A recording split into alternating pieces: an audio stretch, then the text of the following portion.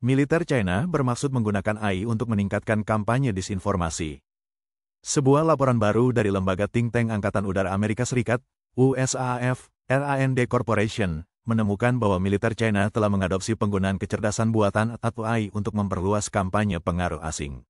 Amerika Serikat dan negara-negara lain harus bersiap menghadapi manipulasi media sosial yang digerakkan oleh AI, dengan mengadopsi langkah-langkah pengurangan risiko, mempromosikan literasi media dan kepercayaan terhadap pemerintah, meningkatkan pelaporan publik, dan meningkatkan koordinasi diplomatik, menurut studi yang diterbitkan pada tanggal 1 Oktober. Ini adalah laporan pertama yang berfokus pada perencanaan dan strategi di balik kampanye pengaruh media sosial China.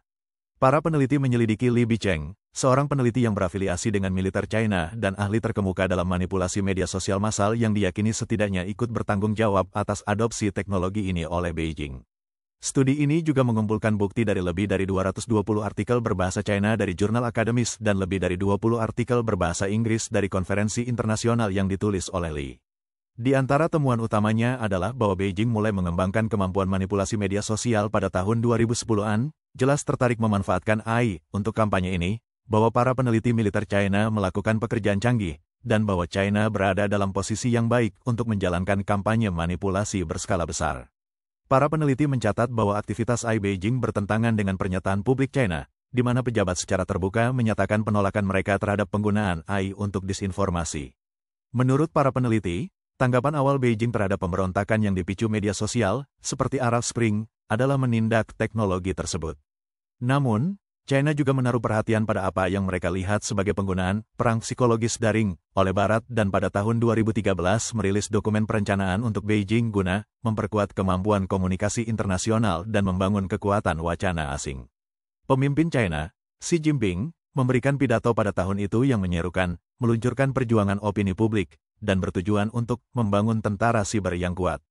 Ia mengatakan bahwa China adalah korban dari tuduhan yang datang dari Barat dan bahwa pembalasan dibenarkan.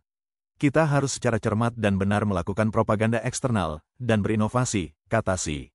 Beberapa tahun berikutnya terjadi pembentukan departemen baru yang fokus pada propaganda daring di beberapa badan pemerintahan China, serta lebih banyak kolaborasi lintas departemen dalam kampanye pengaruh asing. Pada tahun 2017 hingga 2018, upaya berskala besar yang disponsori negara secara aktif menargetkan kelompok asing.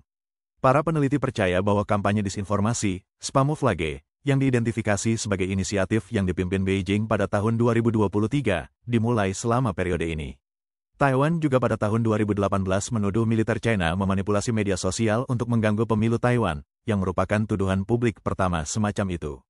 Kampanye disinformasi media sosial meledak pada tahun 2019, menurut laporan tersebut, dan digunakan secara luas selama protes Hong Kong, kemudian pandemi COVID-19, dan pemilu paruh waktu AS tahun 2022. Pada tahun 2023, Li Bicheng menulis dalam sebuah studi bahwa postingan buatan di media sosial masih belum efisien, dan China masih perlu mengandalkan tenaga manusia dalam upaya ini. Dia telah meneliti cara-cara untuk memanfaatkan AI guna menggantikan pengguna media sosial, tentara 50 sen, dengan keyakinan bahwa ini akan membantu Beijing mencapai keunggulan opini publik dalam perang informasi di masa depan. Li merinci proses 6 langkah, menemukan dan memperoleh informasi kunci, menyiapkan dan memilih media pembawa yang sesuai, menghasilkan konten yang disesuaikan untuk setiap platform daring yang ditargetkan, memilih waktu, cara penyampaian, dan langkah yang tepat, memperkuat penyebaran di berbagai sumber dengan membentuk hotspot, dan selanjutnya membentuk lingkungan dan memperluas pengaruh. Penelitiannya dalam beberapa tahun terakhir telah menjadi upaya luas untuk mengumpulkan berbagai teknologi yang dapat mengotomatisasi beberapa langkah ini. Menurut para peneliti, guna menciptakan postingan cerdas yang dapat diterapkan secara otomatis di media sosial dengan cara yang paling efektif, disesuaikan untuk audiens yang ditargetkan. Para peneliti yang didukung Beijing juga mengembangkan lingkungan simulasi, atau jaringan super, untuk menguji kemampuan AI ini, untuk melihat apakah konten yang dihasilkan oleh AI memiliki efek yang diinginkan dalam mempengaruhi opini publik ke arah yang diinginkan.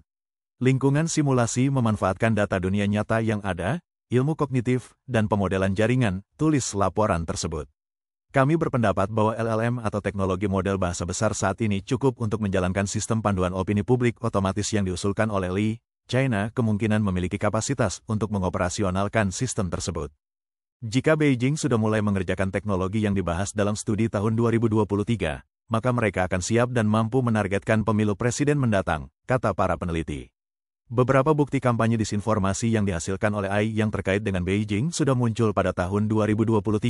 Menurut laporan tersebut, seperti gambar kebakaran hutan di Hawaii yang dibuat oleh AI dan kampanye pengaruh di YouTube yang mendorong narasi pro-China dan anti-AS dalam topik termasuk perang teknologi AS-China dan geopolitik.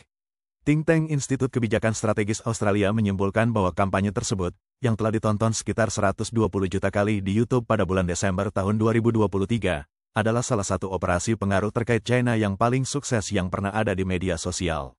Para peneliti RAND memperkirakan akan terjadi peningkatan penggunaan bot media sosial yang memanfaatkan AI generatif di masa depan dan merekomendasikan para pejabat AS serta platform media sosial untuk mengurangi risiko dengan berinvestasi pada cara mendeteksi dan mewajibkan pelabelan konten yang dihasilkan oleh AI.